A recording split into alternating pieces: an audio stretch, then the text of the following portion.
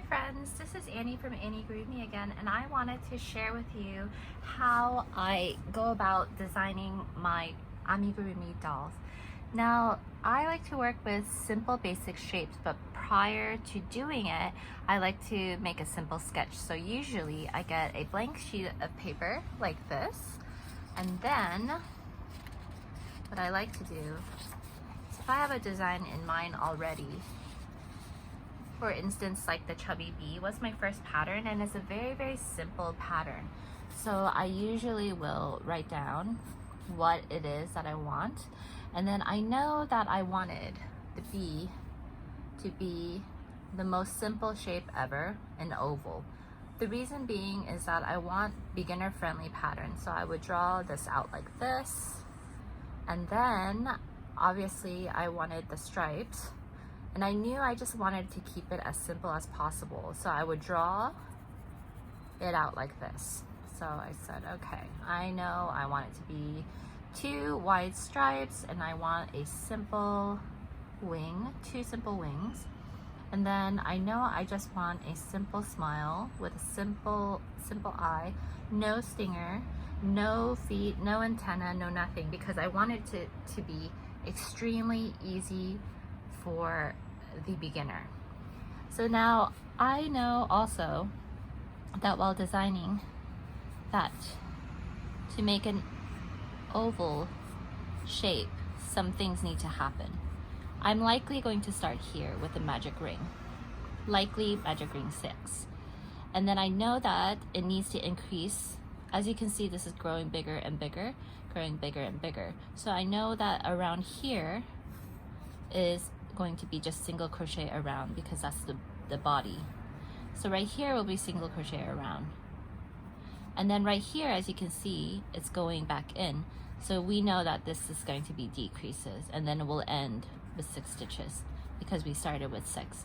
So then from here, I know that I need to just do my increases. So from here, I'll do increase around, and then I'll do single crochet and then increase, and so on, so on, so on. So when I'm designing very simple shapes like this, that's how I do that. Now, a tip for you that I wanted to share is also that when you're working, say you want to make just a flat circle. So we're going to start here with our magic ring, and then we're increasing to here, and that will keep it flat. So if you're making a flat circle, you're just going to keep increasing. Now, if you want some height, so you want some height to your amigurumi, say like you want like this, right? You want this part to grow taller. Those are usually going to be your single crochet arounds. I can't say it is for every single time, but usually when you do single crochet arounds, it will add height. If you do increases, it will make it wider. So if you keep that in mind while designing, it's going to help a lot. Another thing for designing that really is helpful is using extremely simple shapes, such as a sphere, an oval, let's see, and everything seems to be a version of that. So the arms and legs usually is increasing single crochet around all the way to here. So you can see that it is usually combinations of that. So you would increase, and then single crochet around. Adding ears even, you could do the same. So I try to design things around this. Of course, I have a dancer rhinoceros, which is, you know, the head is like this.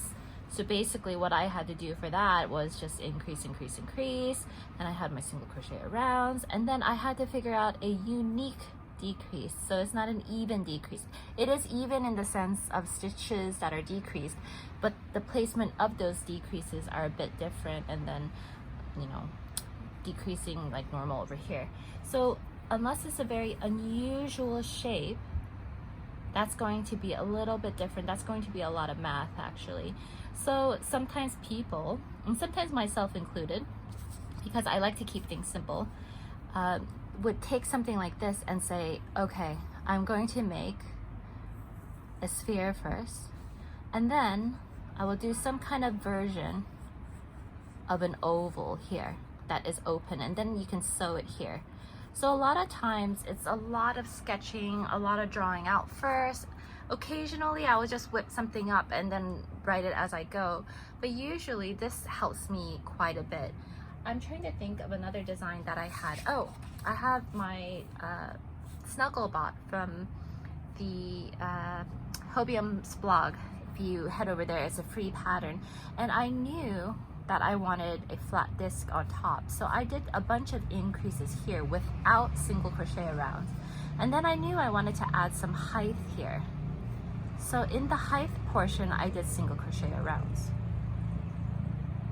and then of course if you want to add some embellishment and make it kind of fancy, like over here I knew I wanted it to be bumpy here, so instead of doing just single crochet around, you can do things like single crochet around the back bump or the back loop only. Those will raise the stitches or make a unique stitch, so you can play around with that.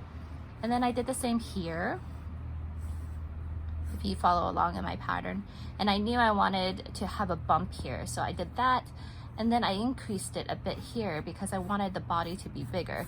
And then of course I had like arms and legs. The proportion is not exactly the same, but you could see increasing here while alternating single crochet around, so that at the increases as they grow a bit more each time. Otherwise it's going to be super drastic.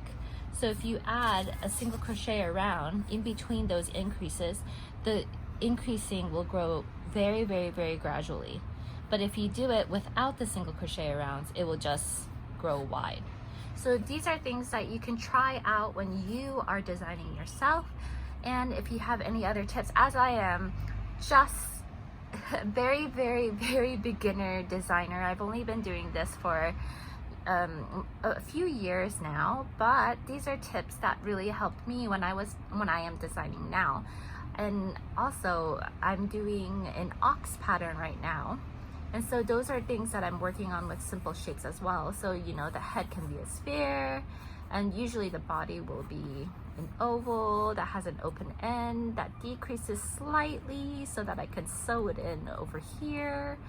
And the reason why sometimes I don't have it in one piece like this is because I like this kind of firm seam here. I know some people would rather just do it all in one piece, and that's totally fine. I have designs that are like that as well. And then, you know, you can add ears and you can add horns, add your arms and legs and tail and whatnot. So these are really, really, really basic things that you can do when you're starting out to design.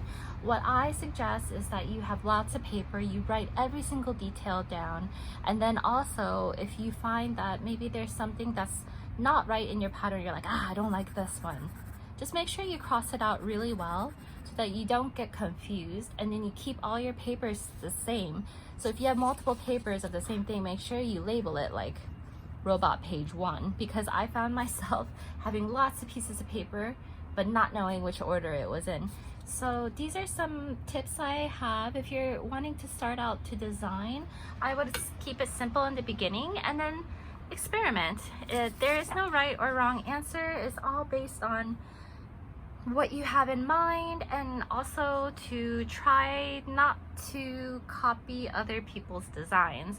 And I know that very, very basic designs are super basic for a reason, and sometimes they might resemble other patterns, and that's okay. But if somebody has a very unique pattern, likely don't do it. And also, as a general rule of thumb, if you are going to sell your patterns, I would not do anything that is trademarked. For instance, Disney, Pokemon, because even if they are a big corporation, somebody has designed that and copywritten it. And so I feel, as a designer myself, if somebody were to take my patterns, even though I'm a very, very, very small time designer, if somebody were to take my patterns and make a profit off of it, it's kind of the same thing. So try to keep it within your own unique design and have your you know, best intentions in mind, and you'll be great. So if you have any other tips on designing, I would love to hear it. If you enjoyed this video, press the like button and hit the subscribe button to see more videos like this. I want to thank you so much for watching, and I'll see you in the next video. You can say bye-bye, honey. Bye-bye. Bye-bye.